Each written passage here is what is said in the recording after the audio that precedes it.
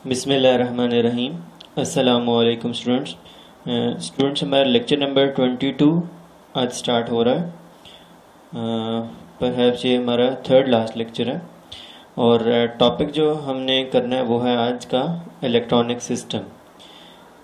तो प्रीवियस जो डिटेल्स हमने जितनी भी देखी हैं चैप्टर के अंदर, उन सब के अंदर ये था कि इलेक्ट्रिसिटी प्रोड्यूस कैसे होगी।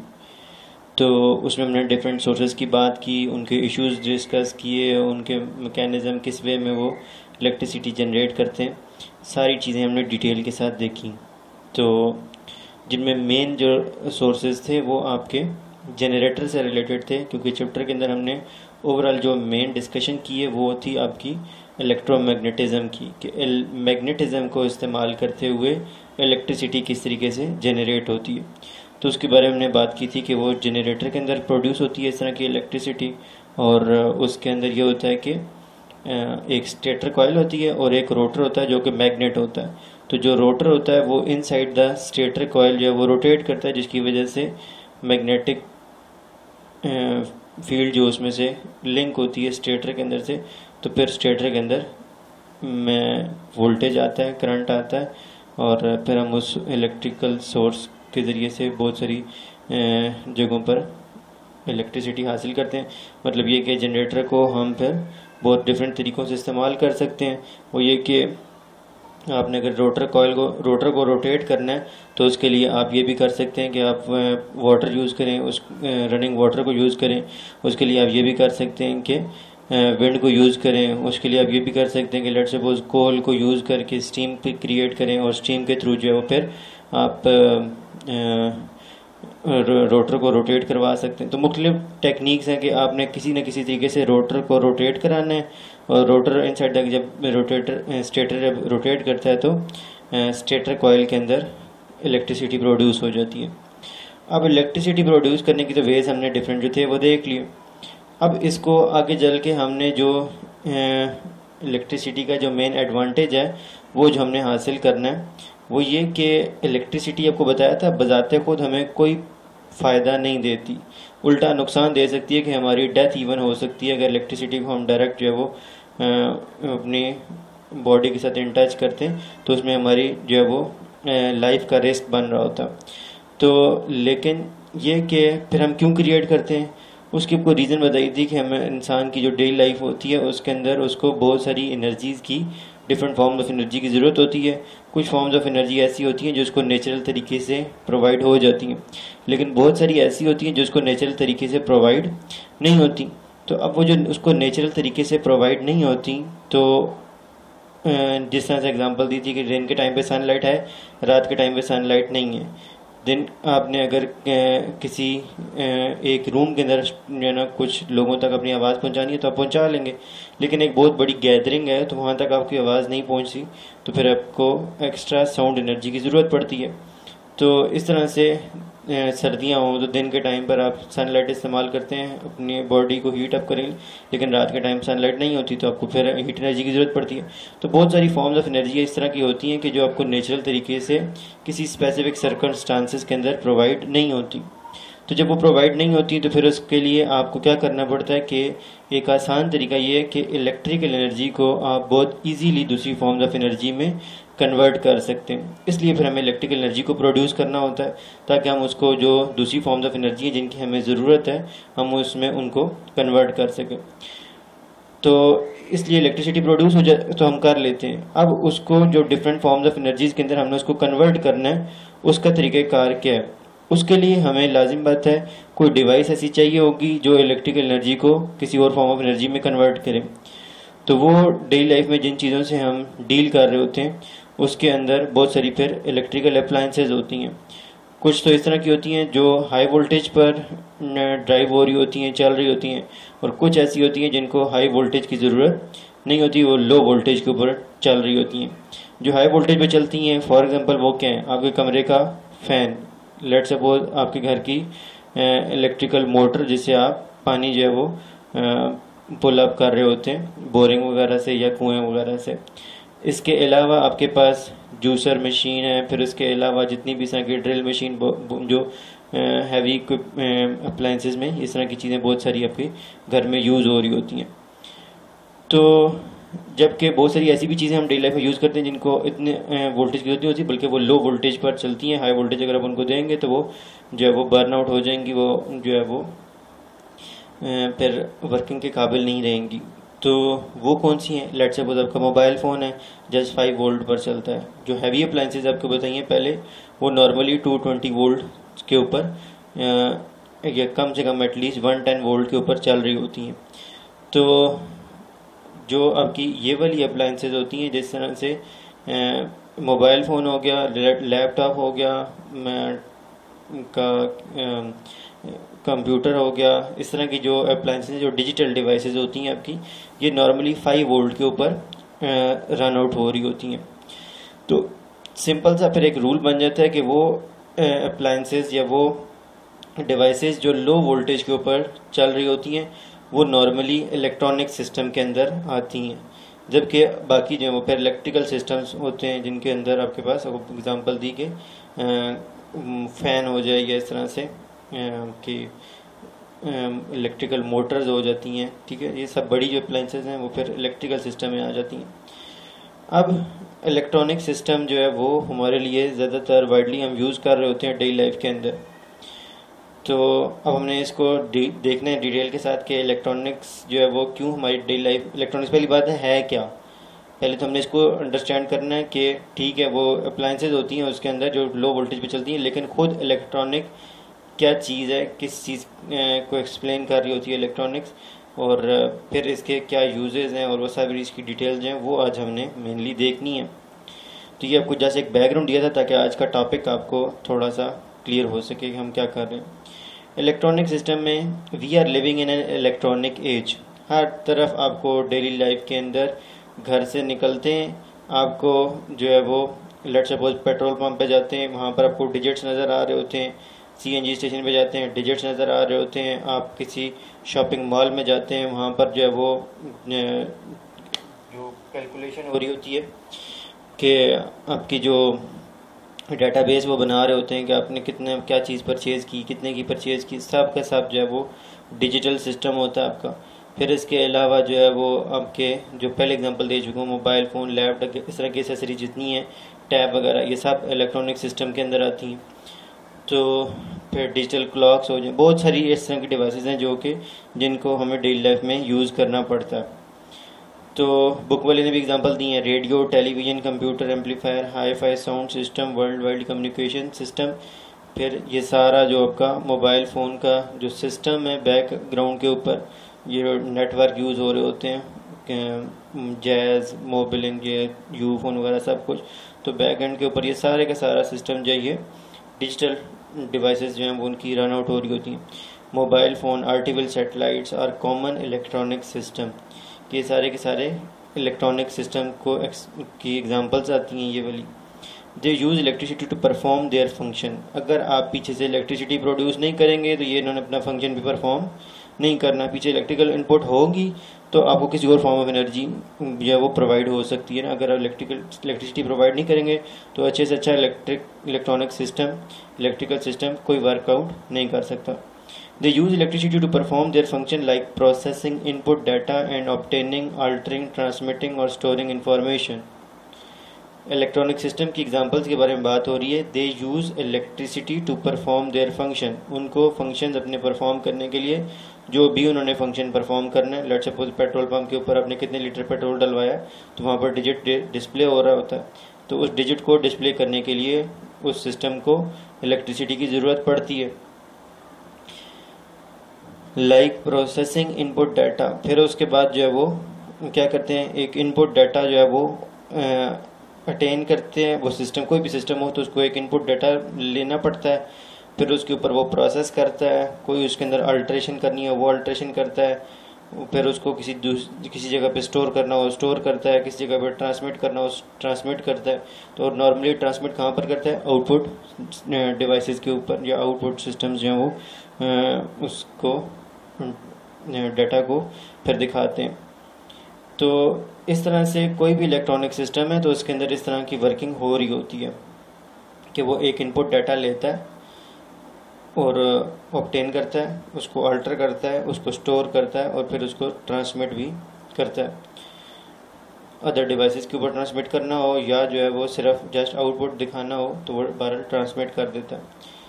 तो ऑल दीज फंक्शन, ये सारे के सारे फंक्शन जो हैं वो परफॉर्म हो रहे होते हैं किस तरीके से? All these function are done by controlling the motion of electron. कि इलेक्ट्रिक करंट के अंदर किसी भी वायर में जब इलेक्ट्रिक करंट फ्लो कर रहा होता है तो असल में क्या फ्लो कर रहे होते हैं? इलेक्ट्रॉन्स की मूवमेंट चल रही होती है। तो वो हम मूवमेंट ऑफ इलेक्ट्रॉन को कंट्रोल करते हैं, जिसकी बिहाफ के ऊपर जो है ये सारे फंक्शंस कंट्रोल होते हैं। तो अब इस स्टेटमेंट की डिटेल्स तो आपको बहुत ज़्यादा जो है वो मिलती है जब आप ख़ास तौर पर कंप्यूटर के अंदर एक जो कोडिंग होती है बाइनरी डिजिट्स, तो वो सारे जो है ना उनकी डिटेल्स देखते हैं और साथ में इलेक्ट्रॉनिक्स को भी जो है वो डिस्कस कर रहे होते हैं। तो फिर आपको ये सारी डिटेल जो है वो समझ आती हैं कि किस तरीके से मोशन ऑफ इलेक्ट्रॉन जो है वो ये फंक्शंस परफॉर्म कर रहा होता है, कंट्रोल कर मोशन ऑफ इलेक्ट्रॉन कैसे कंट्रोल होता है। और मोशन ऑफ इलेक्ट्रॉन को कंट्रोल करने का मतलब है कि आपने इलेक्ट्रिक करंट को किसी डिवाइस के लिए कंट्रोल करना है, किसी इक्विपमेंट को ज़्यादा करंट देना है, किसी को कम देना है। इस तरीके से बहरहाल आपने इलेक्ट्रिक करंट को कंट्रोल करना है। इलेक्ट्रिक करंट कंट्रोल होता है और फिर उसके बाद ये फंक्शन सारे परफॉर्म हो रहे होते हैं जो ऊपर डिस्कस हुए हैं, डाटा को इनपुट लेना, अल्टर करना, ये सारी चीज़ें। मैं चलें आपको कुछ डिटेल बताने की कोशिश करता हूँ कि लेट सपोज आपको यहाँ पे डिस्कस तो नहीं किया हुआ, एक्स्ट्रा इन्फॉर्मेशन के तौर पे बताता हूँ। लेट सपोज आप अपने कीबोर्ड के ऊपर से, लैपटॉप हो या कंप्यूटर हो, आप अपने कीबोर्ड के ऊपर से ए प्रेस करते हैं, ए बी सी में कोई भी लेटर आप ए टू जेड कोई भी लेटर प्रेस करते हैं। आपको अपने मॉनिटर के ऊपर, आपको अपनी एलसीडी के ऊपर जो है वो ए डिस्प्ले हुआ नज़र आ जाता है। चाहे आप उसको जो है वो माइक्रोसॉफ्ट वर्ड में लिख रहे हैं, जहाँ पे भी लिख रहे हैं, ए आपको लिखा हुआ नज़र आ जाता है। जो लेटर आप लिखते हैं, बी लिखते हैं, बी लिखा हुआ आ जाता है नज़र आपको। अब ये बी कंप्यूटर को तो समझ नहीं आता, कंप्यूटर को ए बी सी नहीं आती, ठीक है। तो अच्छा, कंप्यूटर को क्यों ए बी सी नहीं आती? कि वो अंग्रेज़ नहीं है? तो नहीं, वो ना अंग्रेज़ है, ना वो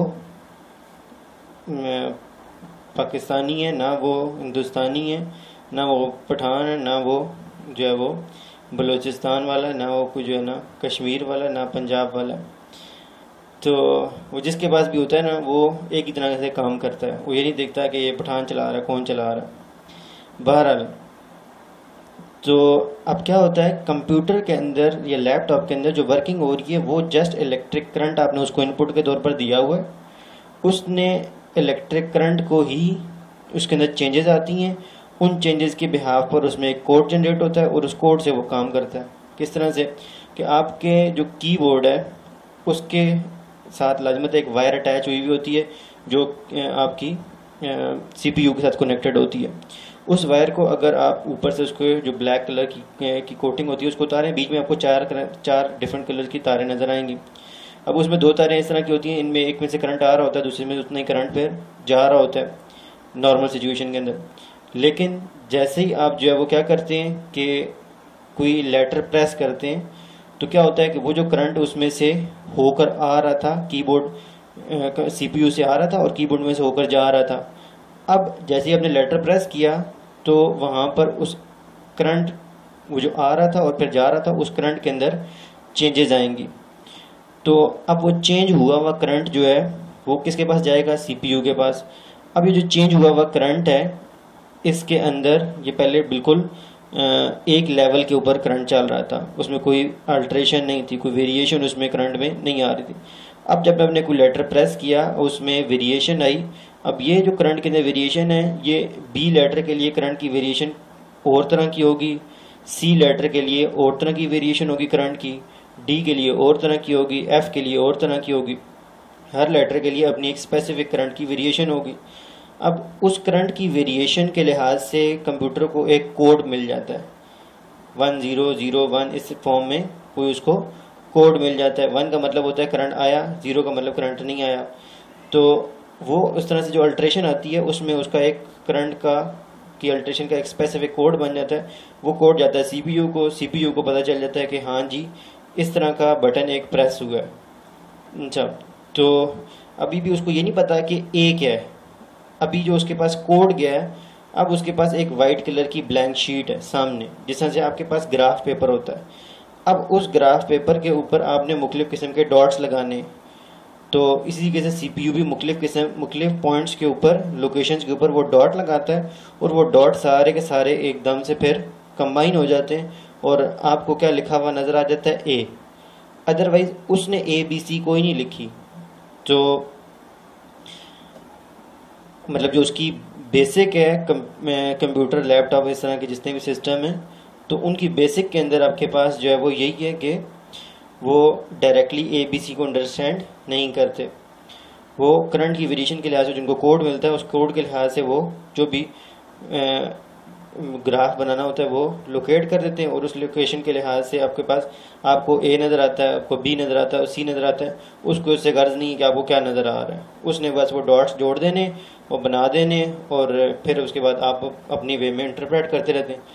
तो इस तरीके से जो है वो ये इलेक्ट्रिसिटी की वेरिएशन, करंट की वेरिएशन, मोशन ऑफ इलेक्ट्रॉन की वेरिएशन को कंट्रोल करके हम जो है वो अपने फंक्शन जो है वो किसी भी इलेक्ट्रॉनिक सिस्टम के अंदर परफॉर्म कर रहे होते हैं। The branch of physics that concern with the behaviour and control the motion of electron is called electronics. तो अब फिजिक्स की वो ब्रांच जिसके अंदर आप करंट को कंट्रोल कर रहे होते हैं, मतलब मोशन ऑफ इलेक्ट्रॉन को कंट्रोल कर रहे होते हैं, और उसके बिहेवियर को अंडरस्टैंड कर रहे होते हैं कि यहाँ पे कितना करंट जा रहा है, यहाँ पे कितना करंट जा रहा है, उन सब चीज़ों को डिटेल के साथ कंट्रोल कर रहे होते हैं, तो वो ब्रांच ऑफ फिजिक्स इलेक्ट्रॉनिक्स कहलाती है। Electronic system use short pulses of electric current. जैसा आपको बताया, करंट कभी आता है तो फिर नहीं आता, जब आता है तो उसको 1 कहते हैं, नहीं आता तो उसको 0 कहते हैं। तो इस तरीके से उसके पास जो पल्सेज होती हैं, पल्सेज का मतलब जो है वो करंट का किसी टाइम पर आना, फिर किसी टाइम पे करंट का ना आना। तो इस तरह से मतलब काफ़ी देर के लिए करंट नहीं आ रहा, बीच में एक दफ़ा करंट आया, तो इसको क्या कहेंगे, ये करंट की इलेक्ट्रिक पल्स आई है। तो इस तरह से पल्सेस की फॉर्म में करंट जो है वो क्रिएट होता है इलेक्ट्रॉनिक सिस्टम में, या इलेक्ट्रॉनिक सिस्टम इस तरह के करंट को यूज़ करता है ताकि अपने फंक्शन जो है वो परफॉर्म कर सके। तो लेटर ऑन, और फिर ये सिग्नल्स बन जाते हैं, मतलब कोड बन जाते हैं। Later on these signals can be change into, और फिर उसके बाद जो सिग्नल जो है ये आगे जाकर फंक्शन जब परफॉर्म हो जाता है तो वो फिर आगे साउंड में कन्वर्ट हो सकता है, पिक्चर की फॉर्म में आपको मिल सकता है, किसी भी और फॉर्म के अंदर आपको इन्फॉर्मेशन जैसे आपको बताया, लेट सपोज आपने बी लिखा तो आपको बी की फॉर्म में मिल जाएगा। अगर आपने लेट सपोज जो है वो कोई और बटन प्रेस किया, जैसे कोई साउंड आनी थी, तो वो साउंड उसको कंप्यूटर का पता चलेगा जी हाँ ये चीज़ आई है, अब इस वे में मैंने जो है वो स्पीकर की तरफ इन्फॉर्मेशन भेजनी है कि वो ये काम करे, वो ये स्पेसिफिक जो है वो आवाज़ जो है ना वो प्रोड्यूस करवाए, तो वो फिर साउंड भी आ सकती है। तो इस तरीके से आप जो है वो इलेक्ट्रिक करंट की वेरिएशन को यूज़ करके उससे बहुत सारे काम करवा रहे होते हैं अपने इलेक्ट्रॉनिक सिस्टम से। तो आपका जो अभी काम है कि एक्सप्लेन इलेक्ट्रॉनिक सिस्टम, तो उसके अंदर आपने ये सारा ही लिखना है, यहाँ से स्टार्ट से ही लिखना है, we are in living in electronic age, और ये सब इस तरह से ये पूरा पैराग्राफ आपने मेंशन करना है। तो और इसको प्रिपेयर भी करना है। अब हम एक स्पेसिफिक इलेक्ट्रॉनिक सिस्टम को डिस्कस करते हैं, वो क्या है, television. Without going through the details of the internal working of the end different parts, के टेलीविजन के अंदर डिफरेंट पार्ट किस किस तरीके से डिटेल है उसकी बहुत ज़्यादा है, तो उनको हम डिस्कस नहीं करते। ओवरऑल हम इन जनरल जो है वो इसकी एक ब्लॉक डायग्राम में उसको डिस्कस करते हैं कि टेलीविजन एक इलेक्ट्रॉनिक सिस्टम है, तो वो किस तरीके से काम कर रहा होता है। तो टेलीविजन के अंदर क्या चीज़ होती है, एक इलेक्ट्रिक सप्लाई होती है कि अगर आप नहीं देंगे तो लाजिम होता है टेलीविजन है गैस पर तो नहीं चलना, इलेक्ट्रिक सप्लाई से ही चलना है। अब ये इलेक्ट्रिक सप्लाई जो है ये किसको चला रही होती है और क्या हो रहा होता है, तो ख़ास तौर पर ये तो पुराने ज़माने में जो टेलीविजन होते थे उनमें, अभी तो क्योंकि इनबिल्ट एरियल सिस्टम होता है आपको तो नज़र नहीं आता, लेकिन पुराने वक्तों में जो टेलीविज़न होते थे तो उनके छतों के ऊपर फिर जो है वो एरियल लगे होते थे, जैसे आजकल डिश एंटीनाज लगे होते हैं, उस टाइम पे एरियल जो है ना वो छतों पर लगाए जाते थे। तो एरियल का क्या काम होता है, सिग्नल को रिसीव करना, किसी टेलीविज़न चैनल से जो सिग्नल आ रहे हैं उन सिग्नल्स को रिसीव करना। वो सिग्नल रिसीव होते हैं, आगे फिर वो कहाँ पे जाते हैं, ट्यूनर के पास। तो अब सिग्नल से बहुत सारे आ रहे होते हैं, बहुत सारे चैनल्स के अपने अपने सिग्नल्स आ रहे होते हैं, तो ट्यूनर क्या करता है कि स्पेसिफिक सिग्नल को, स्पेसिफिक चैनल को आगे जो आगे ट्रांसफ़र करता है टेलीविज़न की तरफ। तो अब वो दो तरह के सिग्नल जो हैं वो उसमें से पीछे तो बहुत सारे सिग्नल आ रहे थे, लेट से बहुत जियो का आ रहा है, ARY का आ रहा है, स्मार्ट टीवी का आ रहा है, उसने बीच में से जियो को निकाल लिया, बाकी सिग्नल ब्लॉक किए और जियो के जो सिग्नल आगे उसने ट्रांसमिट किए, उसमें 2 तरह के सिग्नल उसने आगे ट्रांसमिट किए, एक जियो का ऑडियो सिग्नल और जियो का वीडियो सिग्नल जो है वो उसने आगे ट्रांसफ़र किया, मतलब एक आवाज़ वाला और एक पिक्चर वाला, वीडियो वाला। आगे जो ऑडियो डिकोडर लगा हुआ है, अभी तक जो उसको सिग्नल मिल रहा है वो लाजमत है इलेक्ट्रिसिटी की फॉर्म में, इलेक्ट्रिकल पल्सेस की फॉर्म में, वो आवाज़ उसमें आप नहीं सुन सकते। तो उसमें आवाज़ प्रेजेंट है लेकिन इलेक्ट्रिसिटी की फॉर्म में हम उसको समझ नहीं पाएंगे। वीडियो का भी इसी तरीके से है। तो एक ऑडियो डिकोडर चाहिए जो उस इलेक्ट्रिकल सिग्नल को फिर आगे जाकर ऑडियो सिग्नल में कन्वर्ट कर दे, तो जिस तरह से स्पीकर होता है। तो वो उसने क्या करना है कि इलेक्ट्रिकल सिग्नल जो उसको मिला उस वे में उसने उसको समझना है कि अब इससे किस किस्म की आवाज़ जो है वो प्रोड्यूस होनी है, क्या वो जो है वो आवाज़ ऊंची होगी, नीची होगी, भारी होगी, किस तरह, क्योंकि वो उस तरह के बहरहाल उसने डिकोड कर देना है, उसको इलेक्ट्रिकल को ऑडियो में कन्वर्ट कर देना है। तो अब आगे जब जाएगा सिग्नल तो वो ऑडियो में वो कन्वर्ट तो हो जाएगा लेकिन उसके अंदर इतनी ज़्यादा ऊंची आवाज़ नहीं होगी। फिर आगे लगा होता है एक ऑडियो एम्पलीफायर जो क्या करता है उस आवाज़ को ऊंचा करता है और फिर लाउड स्पीकर जो है वो उसको जो है वो बाहर ट्रांसमिट कर देता है। और लाउड स्पीकर में क्या है कि लाउड स्पीकर तक जब सिग्नल आ रहा है तो वो इलेक्ट्रिसिटी की फॉर्म में ही आएगा। तो फिर वो क्या करता है लाउड स्पीकर के अंदर आपने देखा होगा उसके सामने एक ब्लैक कलर का बारीक सा एक पर्दा नुमा सा की चीज़ होती है, वो हिलती है, वो वाइब्रेट करती है। तो आपको पता है कि साउंड वेव्स या जो भी वेव्स हैं वो वाइब्रेशन से प्रोड्यूस होती हैं। तो वो जो पीछे इलेक्ट्रिकल सिग्नल आ रहा होता है वो उसको पर्दे को फिर जो है वो वाइब्रेट कराता है और उसकी वाइब्रेशन से फिर आगे साउंड वेव जो है वो बाहर हम तक आती है। इसी तरीके से जो दूसरी साइड पर विजन डिकोडर है वो, तो विजन डिकोडर क्या करेगा, वो वीडियो को डिकोड करेगा, उस सिग्नल को वीडियो की फॉर्म में कन्वर्ट कर देगा। जो इलेक्ट्रिकल सिग्नल था उसको वीडियो की फॉर्म में कन्वर्ट करेगा और वो भी सिग्नल काफ़ी छोटा सा होगा। तो फिर जो है वो पिक्चर ट्यूब काफ़ी बड़ी होती है और वो सिग्नल काफ़ी छोटा है, तो उसको फिर वो विजन एम्पलीफायर हम यूज़ करते हैं जो कि फिर उसको बड़ा करता है और पिक्चर ट्यूब के ऊपर फिर उसको वो दिखाता है। तो ये सारे का सारा सिस्टम जो है ये ट्यूनर तक एरियल इंक्लूडिंग एरियल सब सिस्टम जो है ये तभी चल सकता है कि अगर आप पीछे से ये इलेक्ट्रिक सप्लाई जो है ये प्रोवाइड करें। इलेक्ट्रिक सप्लाई जो है जस्ट विजन एम्पलीफायर को नहीं मिलती, ये ओवरऑल जस्ट सिस्टम के साथ मेंशन किया गया था तो इन्होंने जस्ट यहाँ पर मेंशन कर दिया, लेकिन जो है ये ओवरऑल सिस्टम के साथ है। इलेक्ट्रिक सप्लाई जो है वो हर पार्ट को वर्क करवाती है। लाउड स्पीकर आपकी इलेक्ट्रिकल सप्लाई के बगैर काम नहीं कर सकता, पिक्चर ट्यूब नहीं कर सकती, ऑडियो एम्पलीफायर नहीं कर सकता, सबको जो है वो इलेक्ट्रिक सप्लाई की ज़रूरत है। अब नीचे इसके स्टेटमेंट फॉर्म में ये स्टेप्स लिखे हुए हैं, आपने ये ब्लॉक डायग्राम भी बनानी है कि explain the working of television using a block diagram, और नीचे ये स्टेप्स की फॉर्म में ये इसके मेंशन किया गया। अब क्या होगा कि एक जगह जहाँ पर कोई चैनल कोई भी जो है वो उनका ऑडियो वीडियो रिकॉर्ड हो रही होगी, कोई वो उन्होंने अपना प्रोग्राम कर रहे होंगे, तो वहाँ पर एक कैमरा लगा होगा जो क्या कर रहा होगा, वो वहाँ पे वीडियो रिकॉर्ड कर रहा होगा, और एक माइक्रोफोन होगा जिसमें वो बंदा बात कर रहा होगा और उसकी आवाज़ भी रिकॉर्ड हो रही होगी। A camera convert picture and microphone convert sound into electronical signal at the TV station. कि कैमरा जो है वो पिक्चर जो है उसको कन्वर्ट करता है और माइक्रोफोन जो है वो किसको कन्वर्ट करता है, साउंड को। मतलब जब हम बोलते हैं तो हमारा बोलना तो बिजली नहीं होती, वरना तो हर बंदे को दूसरे को जो जिससे बात कर रहे हैं उसको करंट लगने लग जाएगा। तो माइक्रोफोन एक ऐसी डिवाइस होती है जो आमतौर पर मसाजिद वगैरह में भी लगी होती है, तो उसका काम क्या है कि हमारे आवाज़ को इलेक्ट्रिकल सिग्नल के अंदर कन्वर्ट कर देना।